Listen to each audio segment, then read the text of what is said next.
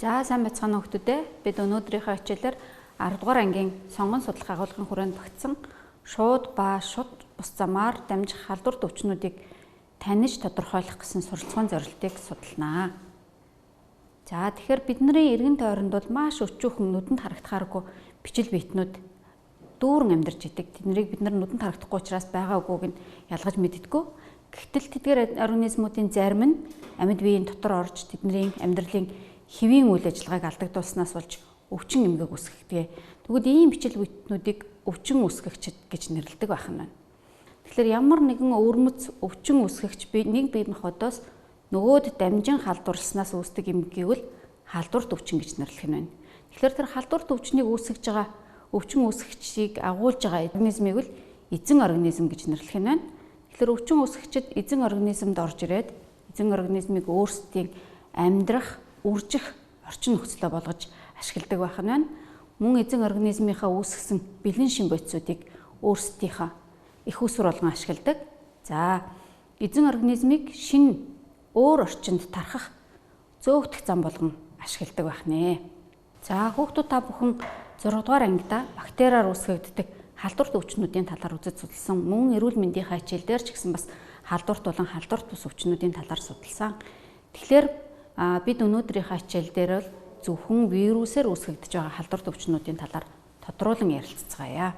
За тэгэхээр вирус бол эсийн гадна оршихдоо бол эст бүтцгүй организмын тоонд оршдог. Эсийн гадаад орчинд хэдийгээр чөлөөт байдалтайгаар байж байдаг боловч гадаад орчинд байхдаа бол ямар ч амьд биеийн үндсэн шинжийг үзүүлж чаддаггүй амьгүй мэт зүйлээр байж байдаг. Өөрөөр хэлбэл үржиж олшрох, бодисын солилцоо явуулах шин чанарыг үзүүлэх боломжгүй байдаг. Зөвхөн тодорхой амьд эсийн дотор орж ирснийхаа дараа л өөрийнхөө амьдралын үйл ажиллагааг явуулж эхэлдэг. Өөрөөр хэлбэл амьдралын үйл ажиллагаандаа бол бидний мэддэг амьд биеийн үндсэн 7 шинжээс зөвхөн өсөж үржих шинжийг л үзүүлэх чадвартай байдаг. Эзэн организмын нүклийн хүчлийг ашиглан репликац явуулаад уурга үсгээд тэгээд эзэн организмыг ашиглан олширч үрждэг байх нэ. За тэгэхээр вирусууд бол маш жижиг хэмжээтэй зөвхөн электрон микроскопоор л харах боломжтой байдаг. Хамгийн жижиг вирусыг бол 20 нанометрийн диаметртэй гэж үздэг. Энэ нь бол бидний мэддэг жижиг органоид болох рибосомоос даруй 100 дахин бага хэмжээтэй байж байдаг. Тэгэхээр вирусууд ийм жижиг хэмжээтэй байгаа учраас бол бүтцийн хувьд бол бас их энгийн бүтцтэй. За зөвхөн удамшлын мэдээллийг агуулах нүклийн хүчил, за тэрний гадна талаар хүрээлсэн уурган капсидтэй байж болдог. Ийм бүтцтэй вирусыг бол энгийн вирус гэж нэрлэдэг. За зурган дээр бол эхний хэсэгт маань энэ энгийн вирусыг харуулсан байна, тийм ээ. За тэгэхээр капсидын бүрхүүлийг үүсгэж байгаа жижиг нэгжийг бол капсомер гэж нэрлэдэг байх нь байна. За хажуудлын зурган дээр бол энгийн вирустэй харьцуулах юм бол бүтцийн хувьд арай нийлмэл болсон вирусны зураг харагдаж байна. За тэгэхээр вирус одоо саяны нэрлсэн нүклийн хүчил болон капсид бүрхүүлээс гадна гадуура өөхтөс болон уургаас тогтсон липопротеидоос тогтсон мембран бүрхүүлтэй байж болдог. Ийм бүрхүүлийг духтой гэж нэрлэж байгаа юм. За тэгэхээр духтойны гадна талаар бол гадаргуугийн хүлээн авагч уургууд байрлаж идэг. Тэгэхээр вирус эзэн организмын дотор нэвтрэхтэй бол эзэн организмын гадна талд байж байгаа гадаргуугийн рецептор молекулуудтай энэ духтойныхаа уургийн тусламжтайгаар холбогдож орж ирж байгаа юм байна. За мөн ийм нийлмэл бүтцтэй вирусууд бол дотроо хэд хэдэн төрлийн энзимүүдийг бас агуулсан байж болдог. Гадаргуугийн уургийн хэлбэр нь ч гэсэн бас их олон төрөл байж болдог.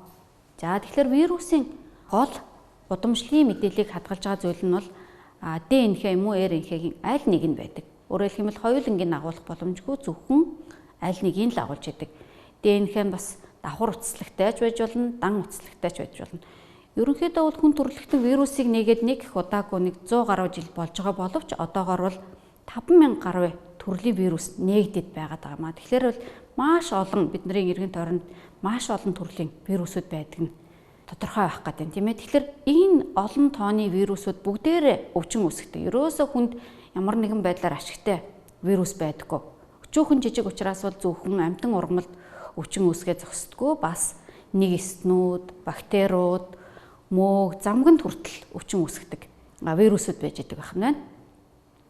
За тэгэхээр вирусын онцлог шинж нь бол энэ гадаргуугийн түрүүнд бид нар ярьсан тийм ээ дохтууны гадна талд байж байгаа гадаргуугийн уургууд бол энэ вирусын шин чанартай холбоотой байдаг. Зарим вирусууд нь бол 1000 омог хүртэл байж боломжтой байдаг. Хүний ханиад үүсгдэг риновирус байна. Энэ бол 100 гаруй омогтой гэж нэрлэдэг. Штам гэж бас нэрлэдэг тийм ээ. Тэгэхээр энэ нь зөвхөн гадаргуугийн уурга мутацид оруулснаас хувьсамтгай шин чанараас нь шалтгаалаад ийм олон төрөл байх боломжтой байх нэ. За бид саяны слайд дээр бол зөвхөн вирусын бүтцийн онцлогийн талаар ярилцсан тийм ээ. Тэгэхээр ер нь бол хүүхдүүд эрүүл мэндийн хичээлээр дамжуулаад бас вирусээр үүсгэгддэг халдварт өвчнүүдийн талаар тодорхой хэмжээний мэдлэгтэй байгаа тийм ээ. За жишээлх юм бол вирусээр үүсгэгддэг бүх хүмүүсийн мэддэг халдварт өвчин бол энэ хомхой долоох гэж байна тийм ээ. Хүүхдүүдийн уруулан дээр гарч ирдэг, амны эргэн тойронд гарч ирдэг энэ хомхой долоох бол вирусээр үүсгэгдсэн өвчин байх нь байна. Бас томуу тусд өвчнүүд гэж ярьлаад байгаа тийм ээ. Одоо бол дэлхийн нийтийн хэмжээнд маш их аюултайгаар аюулын харанг дэгдээд байгаа энэ коронавирусээр үүсгэгдсэн томуу тархаад байна тийм ээ. За мөн салхин цэцэг байж болно, улаан бурхан, за тэгээд мөн эбола вирус энэ төр гэж зөндөө олон вирусын гаралтай өвчнүүд байгаад байдаг. Тэгэхээр эдгээр бүх өвчнүүдийг дамжуулж байгаа, халдварлаж байгаа замуудыг бол одоо зураг дээр харуулсан байх нь байна тийм ээ. Ерөнхийдөө бол халдварт өвчнийг дамжих ийм зургийг багш нь харуулсан байна. За эхнийх нь бол хоол хүнсээр дамжин өвчин үүсгэгч нэг хүнээс нөгөө хүн тийм үү эсвэл тийм ээ амтнаас хүнд ч юм уу халдварлах юм зам байж болох нь байна тийм ээ. Ихэвчлэн за хоол хүнсээр дамждаг өвчнүүд бол гидсний халдварт өвчнүүдийг үүсгэдэг байх нь байна. За мөн ахуйн замаар халдварладаг вирусын халдварт өвчнүүд байж болох нь байна. За агаар туслын замаар буюу өвчтөе хүний ханиаж найтайсан шүлсний тусал дотроос дамждаг. Одоо жишээлх юм бол бидний энэ тохиолдолд бол одоо коронавирусыг жишээ авч болох нь байна л да, агаар туслын замаар дамжиж болох нь байна. Мөн тээгч амьтдаар дамжиж болно. За цусан бүтээгдэхүүнээр дамжиж болох нь байна. Бэлгийн замаар дамжих нь байна гин. Ингээд үсэх юм бол халдварт өвчнүүдийг дамжих маш олон ийм замууд байж болдог тийм ээ. Тэгэхээр энэ замуудыг бол дотор нь шууд дамжиж байгаа, шууд бус дамжиж байгаа гэж бас ялган үзэх боломжтой. Тухайн өвчлсөн хүнээс өвчин үүсгэгч биетүүд нь бол тухайн хүний одоо биеийн шингэнд, шүлсэнд, за нус цэрэнд ч юм уу эсвэл яа дээ үрийн шингэнд ингээ хадгалагдаад дамжиж явах юм бэл энийг шууд дамжих зам гэж байгаа. Хоол ундаар, агаараар ч юм уу те эсвэл тээгч амьтдаар дамжиж явах юм бэл энэ шууд бас халдварлах замд орж ирдэг. Тэгэхээр вирус бол энэ бүх замаар бүгдээрэнгээр нь дамжин халдварлах боломжтой.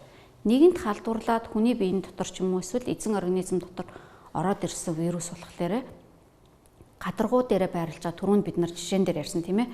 Дохтууны уурга гэж нэрлэдэг байгаа.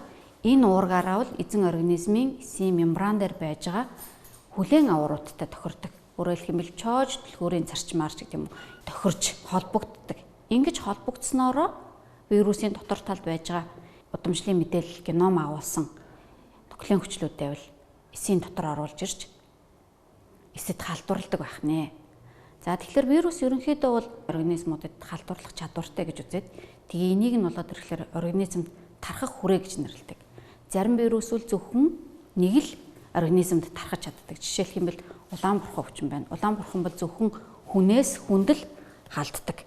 Тэгэхээр ийм зөвхөн ганц организмаар дамжиж байгаа вирусын гаралтай өвчнүүдийг бол вакцины журмаар бол эсвэл устгахад өөрөөр хэлэх юм бол энийг хянахад бас арай илүү хялбар төхөн байж байдаг. 1980-ад оны үеэс бол цагаан бурхан, цагаан цэцэг гэж нэрлэдэг байдаг. Энэ өвчнийг бол вирусын дамжих замыг нь бол вакцинаар устгах чадсан. Дэлхийн нийтээрээ бол энэ өвчнөр бол өвчлөхөөрг устгасан юм өвчний тоонд оруулж байгаа.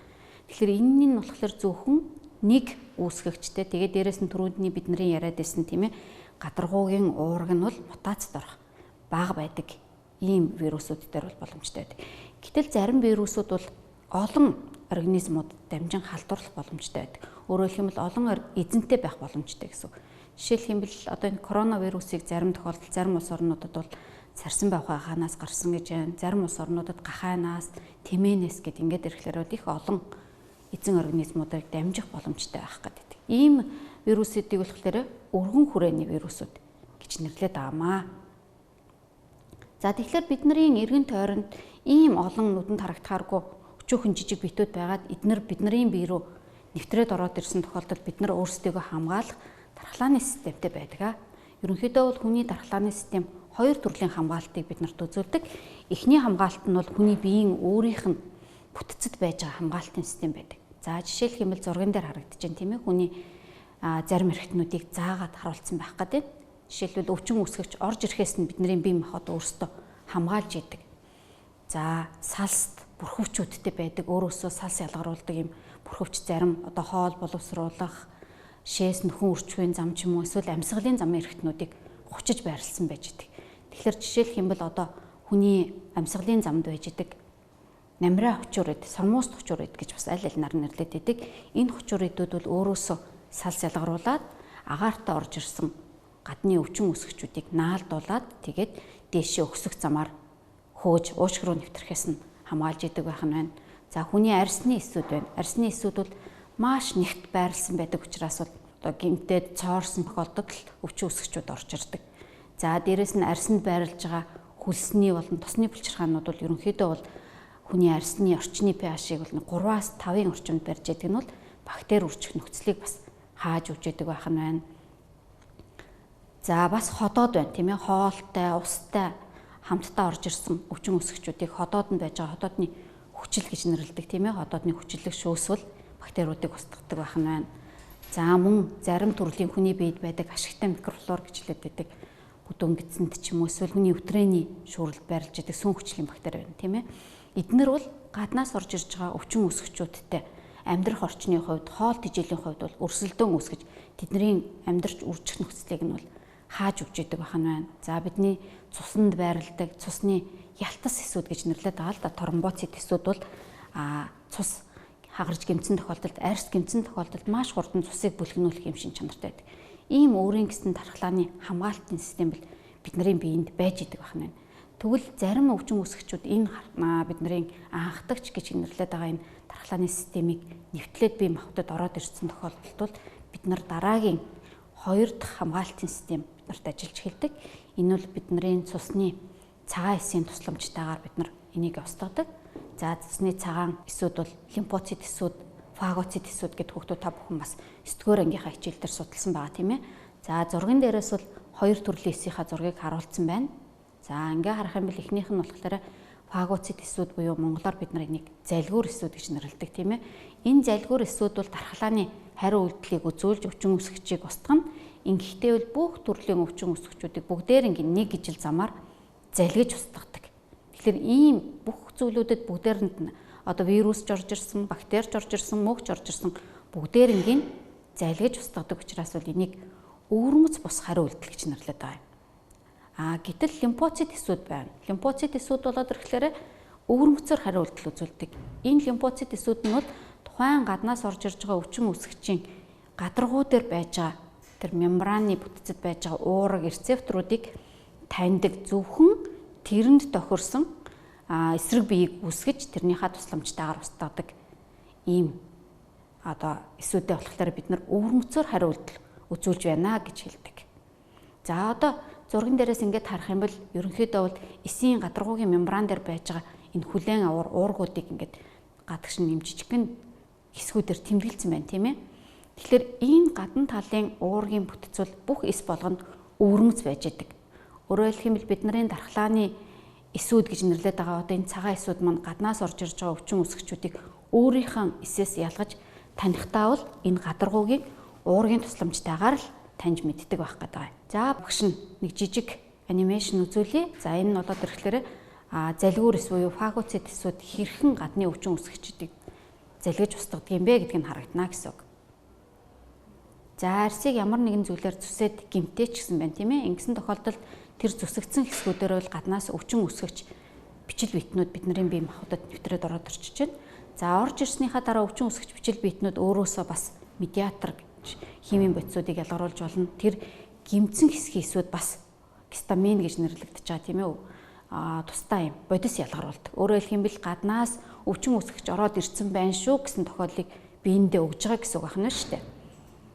За ингээд энэ ялгаруулсан бодисын нөлөөнөөс болоод тухайн хэсэг газрын өрсөлд үйл ажиллагаа явагдана. За тэгэхээр гимцэн хэсэгт бол улаагаад, хавдаад, өвдөлт үүсгээд ингээд халуун оргиж мэдэгддэг байх гэдэг тийм ээ. Тэгэхээр энэ бүх шинж тэмдгүүд нь бол гаднаас орж ирсэн өвчин үүсгэгчүүдийн хүчийг сулруулах тэднийг устгахад чиглэсэн юм үйлчлэгээтэй байдаг байх юм байна. За ингээд цусаар явж байгаа цагаан эсүүд харагдаж байна тийм ээ. Цусаар явж байгаа цагаан эсүүд маань одоо түрүүнчийн өвчин үсгчийн ялгаруулсан бодисын нөлөөгөөр өдөөгдөөд цусны судасны ханаас нэвтрэн гарч ирээд эс хоорондын зайд эдийн шингэнд байрлж ирдэг. За ийм үүргийг гүйцэтгэж байгаа эсүүд бол фагоцит буюу залгиур эсүүд байна. Тийм ээ. Тэгэхээр залгиур эсүүд бол дотроо нейтрофил эсүүд болон макрофаг эсүүд гэсэн хоёр төрөл байдаг. Ерөнхийдөө бол нейтрофил эсүүд бол хамгийн их хэмжээтэй агуулгадаад хамгийн их тухайн үрсэлт газруудад очиж үйлчилдэг юм эсүүд байх гэдэг. За тэгээд гаднаас орж ирсэн өвчин үсгчийг залгиур эсүүд маань залгих процесс харагдаж байна. За мембранаараа гадна талаар нь хүрээлж аваад дотроо фагоцитик вакуул гэж нэрлэдэг байдаг үсгч нь. За энэ вакуул нь болохоор эсийн дотор талд байж байгаа лизосомтой нэгдэнэ. За лизосом дотор бол олон төрлийн задлагч энзимүүд байдгийг хүүхдүүд та бүхэн мэдж байгаа. Тэгэхээр энэ энзимүүдийнхаа тусламжтайгаар нөгөө фагоцитик вакуул дотор байж байгаа гадны өвчин үсгчүүдийг задлаж устгана гэсэн. За ингээд задлаж устгаад хоргож үсний дараа бол энэ вакуул задраад за хэрэггүй үлдэгдэл бол биес гадагшаа ялгарна.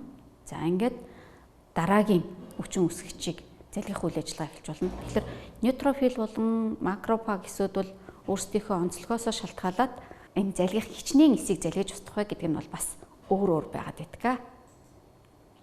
За ингээ хэсэг хугацааны дараа бол өвчин үсгэж устсны дараа бидний бие махбод буцаагаад ботос хуваагдлаар бие эсүүд хуваагдаад буцаагаад яах нь өвчин эдгэрч бид нар эрүүл болдог байх нэ. За лимфоцит эсүүдийнхаа бүтцийг дахиад хэдүүлээ 6-аас эргээд харъя. За цусны цагаан эсийн өөр нэг төрөл нь бол лимфоцит эсүүд байдаг. Тэгэхээр лимфоцит эсүүд нь бол химт ясны улаан чүмгэнд үүсдэг.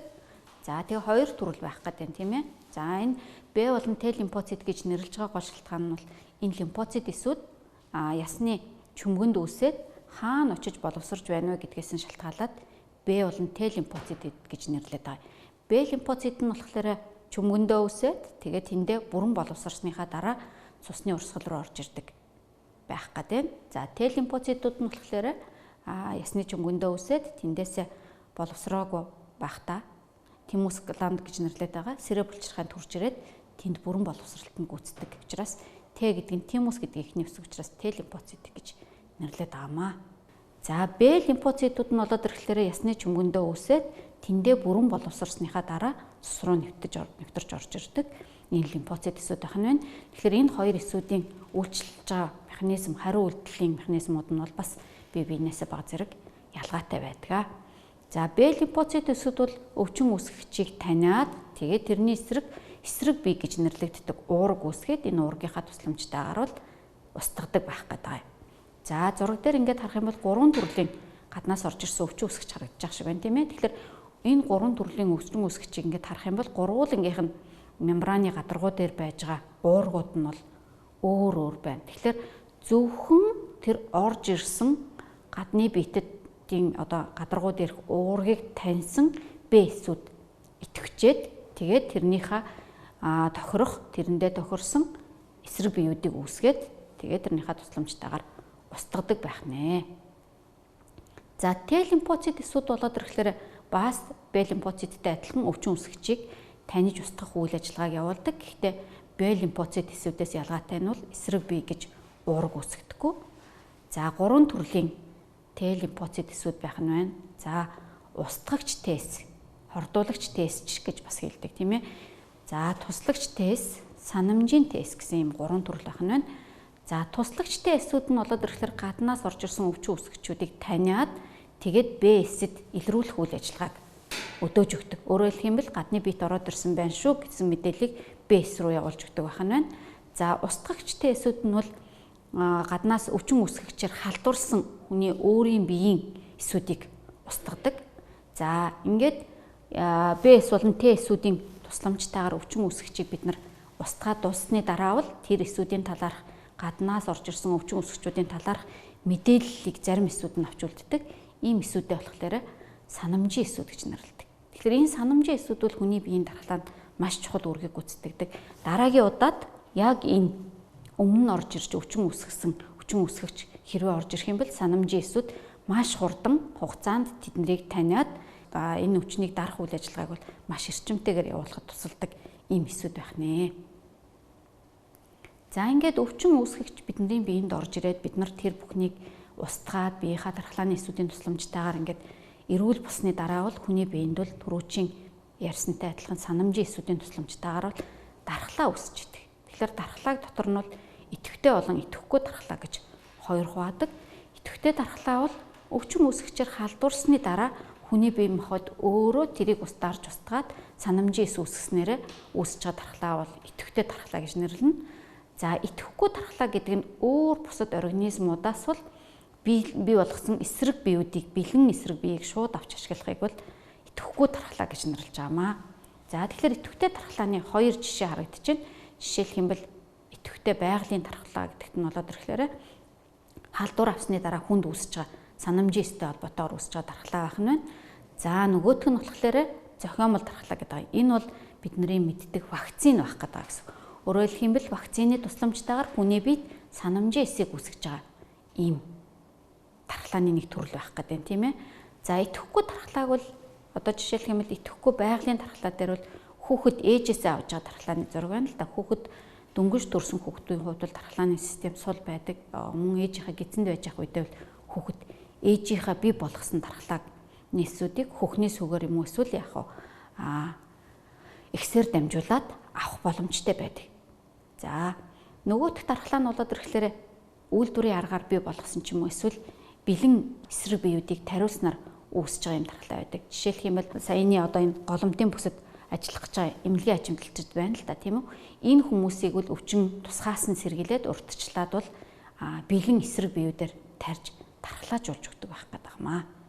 Тэгэхээр энэ бүх дархлаа бол хүний биеийг л өвчин үүсгчээс хамгаалахад чиглэсэн байх нь байна. За тэгэхээр хэдүүлээ саяны жишээн дээр авсан идэвхтэй олдмол дархлааны нэг төрөл болох вакцин жуултын тухай дэлгэрүүлээд ярилцъя. За тэгэхээр вакцин гэдэг бол ерөнхийдөө бол өвөрмөц өвчин үүсгэгчийн эсрэг үүсгэж байгаа дархлааг сайжруулах зорилтоор хийсэн биологийн бэлтгэлүүд байж болно. За тэгэхээр энэ нь болохоор бэлэн одоо тэр өвчин үүсгэгчийг хүчийн сулруулад тарьж болно. Эсвэл өвчин үүсгэгчээс ялгаруулсан хоргийг нь хоргойжуулаад тарьж болно. За эсвэл өхүүлсэн байдалтайгаар өвчин үүсгэгчүүдийг тарьдаг юм уу эсвэл гадаргуугийн антигенийг тарих гэдэг ингээд янз бүрийн замаар үүсгэж болдог. Вакцинуудыг хийж болдог гэсэн үг байна.